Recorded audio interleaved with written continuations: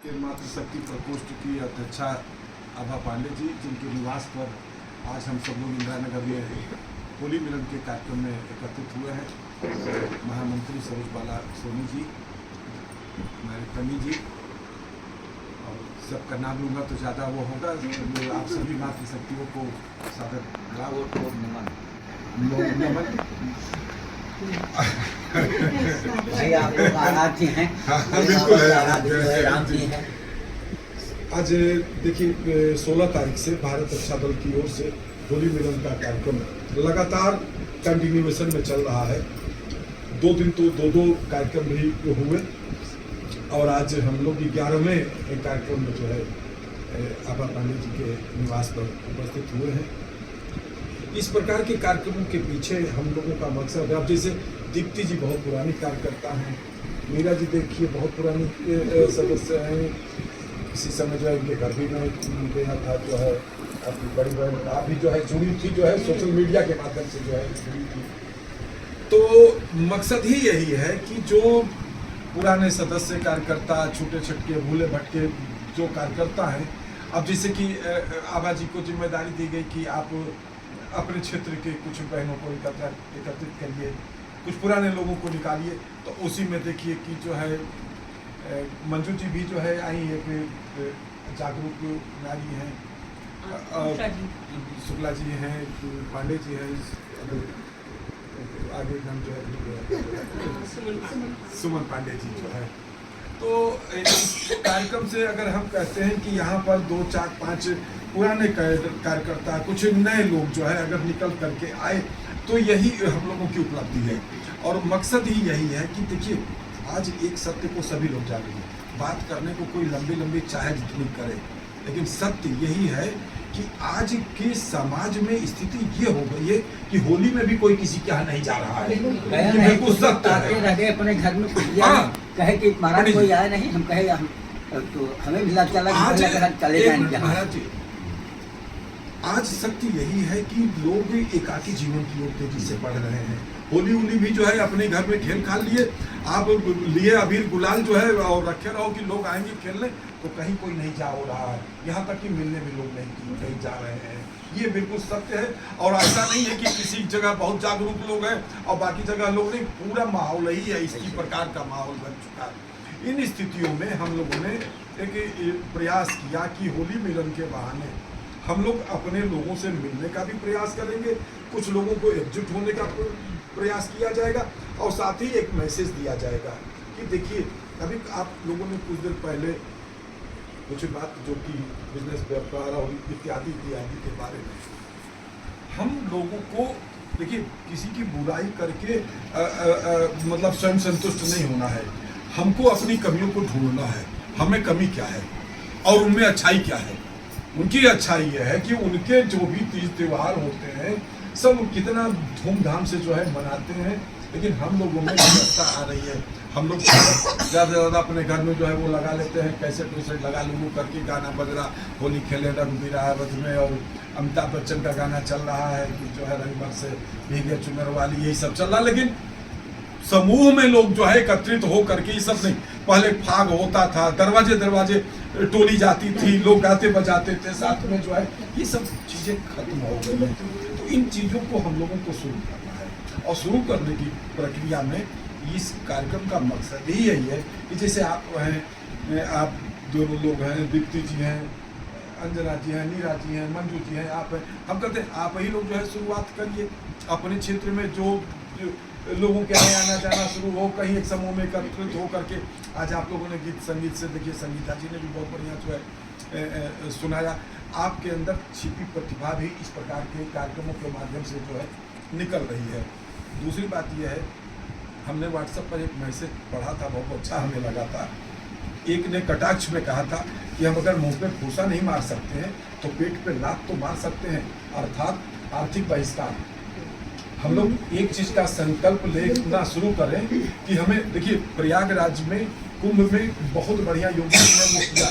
भले ही वहाँ 20-20 रुपए का समोसा बेचा, लेकिन समोसा बेचने वाला हमारा अपना ही तो था।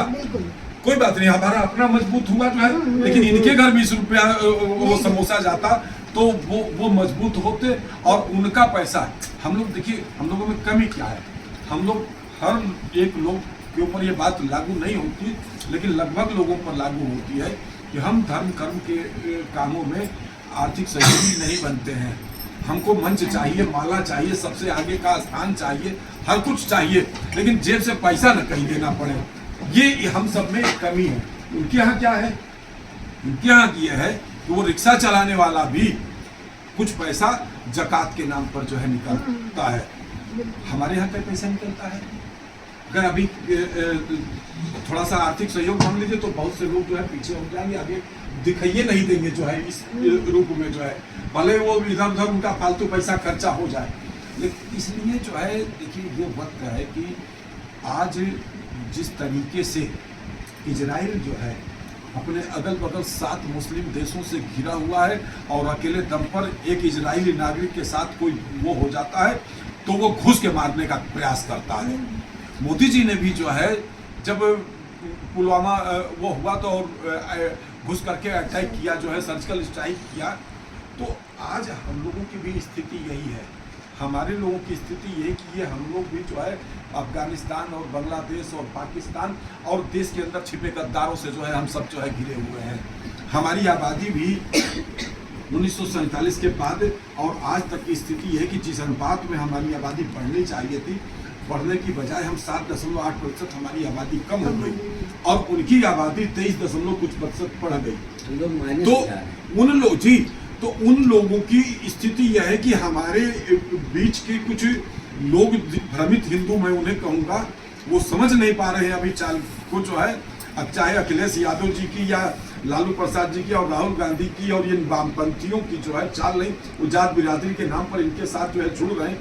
लेकिन जो आज 2014 से लेकर के प्रधानमंत्री मोदी जी ने और 2017 से योगी जी ने जिस स्थिति में लाया है इस देश को, अगर हमारी की गलती कहीं से हो गई और जात पात के नाम पर हम विभाजित हुए तो स्थिति बहुत खराब होने वाली है। और फिर न छत्रपति शिवाजी महाराज मिलने वाले हैं, न महाराणा प्रताप मिलने वाले हैं, न पृथ्वीराज चौहान मिलने वाले हैं। वो भूल जाइए, वो समय था। अब यही हमारे योगी और मोदी ही पृथ्वीराज चौहान है, छत्रपति शिवाजी महाराज हैं और यही महाराणा प्रताप हैं। इन लोगों का हम लोग को साथ देना और साथ ही केवल इनका साथ ही नहीं देना है, आपस में संगठित होना है और संगठित रूप में इस बात का प्रयास करना है कि हम अपनी खरीदारी अपनों के यहाँ ही करने की कोशिश करें। हर संभव इनका बहिष्कार करना है। अनजाने में जो है हम नहीं पहचान पाए, हमने सब्जी ले लिया, अब भाई कोई व्यक्ति नाम पूछ करके तो नहीं खरीदेगा, लेकिन अगर ये जान गए कि ये बेधर्मी की दुकान है तो चाहे वो सस्ता ही क्यों न दे, हमको उसके यहाँ से खरीदारी नहीं करना है। इसी तरीके से हम लोग जो है एक हिंदुत्व के जागरण का अभियान चला रहे हैं और आप सब लोगों से यही बात कहना चाहते हैं, आपस में संगठित होइए, आपस में एक दूसरे का साथ दीजिए, एक दूसरे के सुख दुख के साथी बनिए। और इसी प्रकार से देखिए, इस जमाने का दस्तूर क्या है, अभी आप 5 लोग जो है केवल एक साथ कहीं आना जाना शुरू करिए, एक साथ किसी के सुख में दुख में खड़ा होना शुरू करिए, तो आप लोगों को देख करके लोग आपसे जुड़ने लगेंगे। क्योंकि जमाने का जो दस्तूर है वो पावर के साथ है।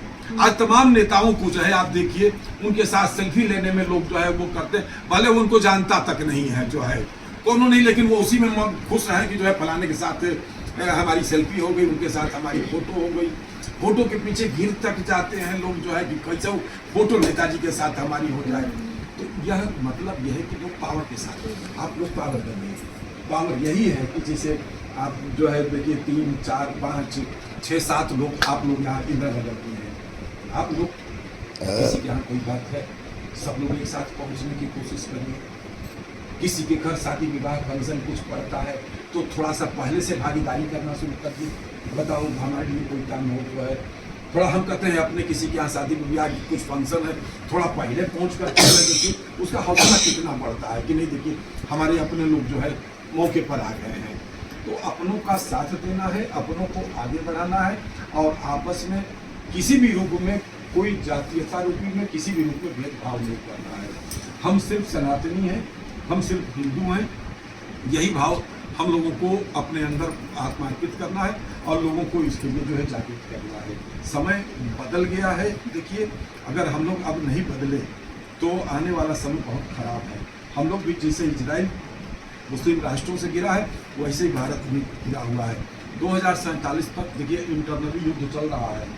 2047 तक इस भारत को गजवाए हिंद बनाने की कोशिश जारी है और 2047 तक प्रधानमंत्री नरेंद्र मोदी का सपना है कि विश्व की महाशक्ति भारत को बनाना है। तो अब हमको आपको फैसला करना है कि हम अभी देखिए लोकसभा का चुनाव हुआ, इस लोकसभा चुनाव में हम लोगों से बहुत बड़ी गलती हो गई।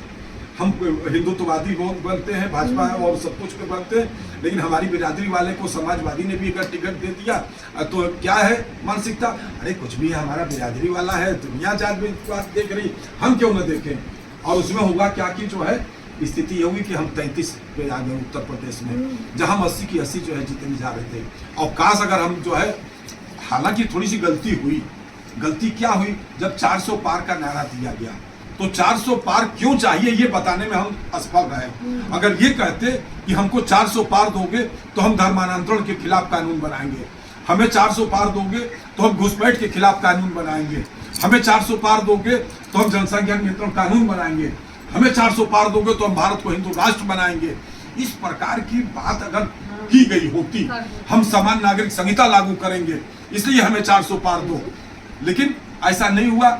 और लल्लू सिंह जी ने, अयोध्या के सांसद ने कोई गलत बात नहीं कही थी कि अगर हमारी संख्या 400 पार आएगी तो हम संविधान बदलेंगे।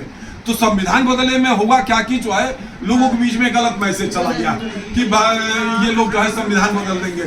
अरे संविधान में हम संशोधन करेंगे और ये नए कानून बनाएंगे, ये बात होनी चाहिए थी, तो ये नहीं हो पाई। तो अब से जो है हम लोगों को यह बात करना है कि हम लोग जो है हम इन मुद्दों पे काम कर रहे हैं। भारत रक्षा दल ट्रस्ट 4 प्रमुख मुद्दों पे काम कर रहा है। पहला यह है कि भारत को हिंदू राष्ट्र घोषित किया जाए।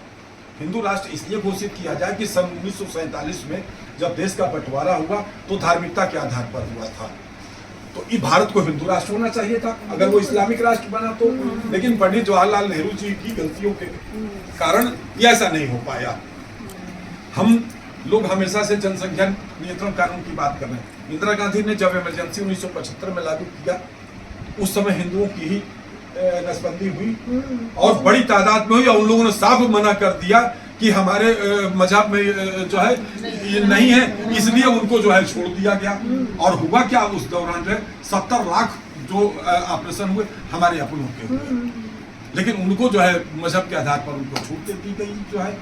तो यह सब चीजें जो है समय आ गया है, हम लोग प्रयास करें, हम लोग एक दबाव बनाएं कि देश की समृद्धि विकास के लिए हम दो, हमारे दो और सबके दो का कानून बने।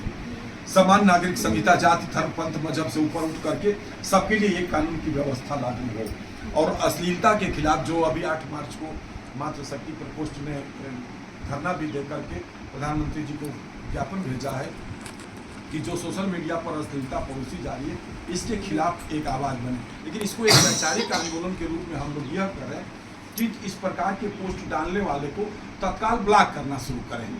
अगर हम लोग ब्लॉक करना उनको शुरू कर देते हैं, इस प्रकार के स्टोरीज वगैरह जो फेसबुक पर उसमें जो है आता है, इस प्रकार के जो पेज हैं, इन पेजों को अगर हम ब्लॉक करना शुरू करते हैं और इसमें लिखना शुरू किया जाए, सोशल मीडिया पर लिखना शुरू करिए। देखिए, हर चीज हर मुद्दे पे केवल प्रदर्शन और आंदोलन से ही नहीं लड़ाई लड़ी जाएगी, इसमें लिखना शुरू किया। हर कोई अश्लीलता के खिलाफ एक अभियान, आप भी शामिल होइए, सोशल मीडिया पर अश्लीलता बंद हो, इस प्रकार से आप लोग लिखिए। अपनी जो है वो बना करके जो है, अब तो जो है बैनर का वो इसमें ऐप भी है जो बना लिया जाता है, उसमें बना करके जो है आप लोग जो है वो करना शुरू करिए।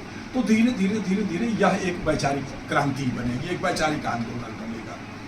और आखिरी बात हम यह कहना चाहते हैं कि वक्फ बोर्ड का मुद्दा सब लोग के सामने है। वक्फ बोर्ड भी जवाहरलाल नेहरू जी ने मुस्लिम तुष्टीकरण के नीति के तहत 1954 में 54,000 एकड़ जमीन मुस्लिम समुदाय को दे करके और वक्फ बोर्ड का गठन किया था। धीरे धीरे उसको असीमित पावर दिया जाने लगा नरसिम्हा राव जी की सरकार में, और मनमोहन सिंह जी की सरकार में और अधिक इनको पावर दिया गया। और आज स्थिति यह है कि 9,50,000 एकड़ से भी ज़्यादा जमीन वक्फ के पास है। उनके यहाँ जो है स्थिति यह है कि अगर आपके मकान पे आकर के वो दावा कर दें, निशान लगा दें कि ये वक्फ की जमीन है, तो इन्हीं की अदालत में फैसला आपको जो है अपील करना है, आप अलग नहीं। तो समय आ गया है कि इस सब मुद्दों के ऊपर लड़ाई लड़ी जाए और इसको आगे बढ़ाया जाए कि वक्फ में संशोधन नहीं बल्कि वक्फ बोर्ड की तरफ से समाप्त किया जाए। इस सब के मुद्दों पे हम लोग आगे बढ़ेंगे, लेकिन ये इन मुद्दों पे तभी हम लोग आगे बढ़ेंगे जब संगठन की जहाँ काल हो, जहाँ कोई मीटिंग हो, जहाँ कोई प्रोग्राम हो, वहाँ पर आप लोग आके अपने सहयोग करिए। क्योंकि देखिए, हम अक्सर ये बात करते हैं, हमारा भारत का जो लोकतंत्र है वह अप्रत्यक्ष रूप में भीड़ तंत्र है। अगर संख्या है, अब वहाँ पे कोई नहीं जो है देखता है कि वहाँ पर आए हुए लोगों की शिक्षा शैक्षिक योग्यता क्या है, वहाँ देखा जाता है कि कितने लोग उस कार्यक्रम में आए। तो अभी यही है कि 30 मार्च को हम लोगों ने पहले आज अपने वीडियो भी जो है डाला है, 30 मार्च को वक्फ बोर्ड के समाप्ति के लिए धरने का प्रोग्राम रखा गया था, लेकिन लोगों ने सुझाव दिया कि चूँकि उसी दिन भारतीय नववर्ष शुरू हो रहा है, नवरात्र का पहला दिन शुरू हो रहा है, तो किसी धार्मिक स्थल पर एक अच्छा आयोजन किया जाए और उस दिन हिंदुओं का नववर्ष धूमधाम से मनाया जाए, बाद में इस पर कार्यक्रम हो। तो सनातन धर्म मंदिर आलमबाग, जो आलमबाग मेट्रो स्टेशन से बिल्कुल सटा हुआ है, थोड़ा भी आप लोगों को नहीं चलना होगा। समय वही है 11 बजे से 2 बजे का मध्यकाल है, उसमें आप लोग आइए और तैयारी से आइए। आपका स्वर बहुत अच्छा लगा और आप लोग जो है, जो लोग भी जो है कुछ गीत पूरी प्लानिंग के साथ, तैयारी के साथ जो है आप आइए, उस दिन जो है सुनाइए। माँ के गीत भी जो है वो होंगे भक्ति भाव के, और साथ में हम लोग जो है हिंदू नववर्ष का भी आगाज करेंगे, फलाहार का कार्यक्रम भी जो है उस दिन हम लोग जो है रखेंगे। और साथ ही आप लोगों से हम ये भी अपील करेंगे कि जिस तरीके से हैप्पी न्यू ईयर अंग्रेजी नववर्ष में लिखा जाता है, आप लोग जो है भारतीय हिंदू नववर्ष की बधाई देना शुरू करिए, अभी से शुरुआत करिए। विक्रमी संवत जो है 2082 की शुरुआत हो रही है 30 मार्च से, अभी से शुरुआत करें। सब लोग जो है अपने अपने घर पर भगवा झंडा लगाएं। अब जहाँ कहीं भी जो है मंदिर के आसपास से कुछ पूजा की सामग्री जहाँ बिकती है, वहाँ पे झंडे आप लोगों को जो है मिल जाएंगे, तो झंडा लीजिए, अपने अपने घर पर झंडा लगाइए, खूब एक दूसरे को बधाई दीजिए। साथ ही इस बात का प्रयास, इस बात का संकल्प भी लिया जाए कि अब तक हमने क्या किया छोड़ दीजिए। आप ही ने गाया था कि छोड़ो कल की बातें, कल की बात पुरानी, तो कल आज तक हमने आपने किसने क्या किया वो छोड़ दीजिए, लेकिन आज से संकल्प लें कि हम अंग्रेजी नववर्ष का बहिष्कार करेंगे। वो अंग्रेजी नववर्ष नहीं मनाएंगे बल्कि हिंदू नववर्ष मनाएंगे। उस दिन अपने घर पर मिष्ठान बने, उस दिन जो है अच्छे पकवान बनाया जाए, एक दूसरे को निकल करके देखिए संगठन कैसे बनता है। संगठन बनाने का यही तरीका है, आप लोग 2, 4, 5 महीने जो है एक दिन पहले निकलिए। 30 तारीख को नववर्ष है, आप लोग 29 तारीख को निकलिए, थोड़ा सा अपने क्षेत्र में भाई है भारतीय नववर्ष की आप सबको बहुत बहुत बधाई। सोशल मीडिया पर भी लिखिए, एक माहौल बनेगा धीरे धीरे। शुरू में तो देखिए अभी चूंकि इस प्रकार का कभी माहौल रहा नहीं, पूर्ववर्ती सरकारों ने मुस्लिम तुष्टीकरण के नीति के तहत हमारे हिंदुओं को तो समाज में बांटने का प्रयास किया और उनको जो है आगे बढ़ाने का काम किया। हम लोग स्वयं अपने आप को हिंदू कहने में जो है शर्म महसूस करते थे, एक समय वह था। अब तो थोड़ी सी जागृति आ गई है मोदी जी और योगी जी के कारण जो है, नहीं तो एक समय था कि लोग अपने आप को जो है हिंदू कहने में वो होते थे, शिखा रखने में हाँ शर्म महसूस करते थे। ये बहन भी असुरक्षित रखती थी, शहर में भी हर तरह से बातें छोड़ दिएगा, हर तरह से अकेले निकलना पड़ा, विश्वास बहुत। और एक चीज और बताना चाहिए, हम सिख से भी जुड़े हुए हैं। जो हम लोग 25 दिसंबर मनाते हैं, जो वाकई बंद करना क्यों, क्योंकि जो क्रिश्चियन है सरदार लोग उनके दोनों बच्चों को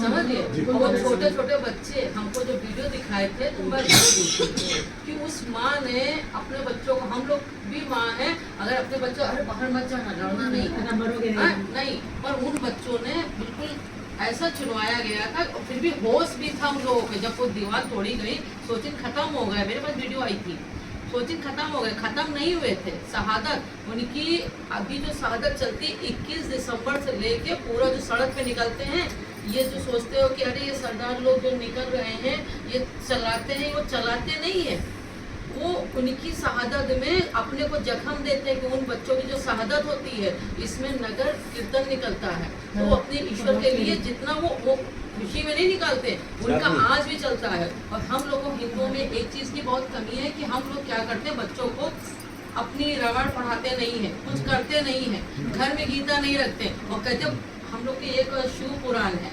मरने के बाद पढ़ जाती, हम तो कहते हैं जिंदे में पढ़ लो, जिंदे में पढ़ लो, मरने में किसने देखा है, जिंदे में पढ़ लो, पूरा मालूम हो जाएगा कि संसार में क्या है ईश्वर, दर्शन हो जाएंगे महादेव के, पढ़ लोगे तब समझ में आएगा क्या है। लोग कहते हैं मरने के बाद नहीं, उसको न रखो, रखो उसको, रखो उसको, पढ़ो उसके बारे में जानो। पुराण जितनी 18 है, रही महाभारत, महाभारत कहते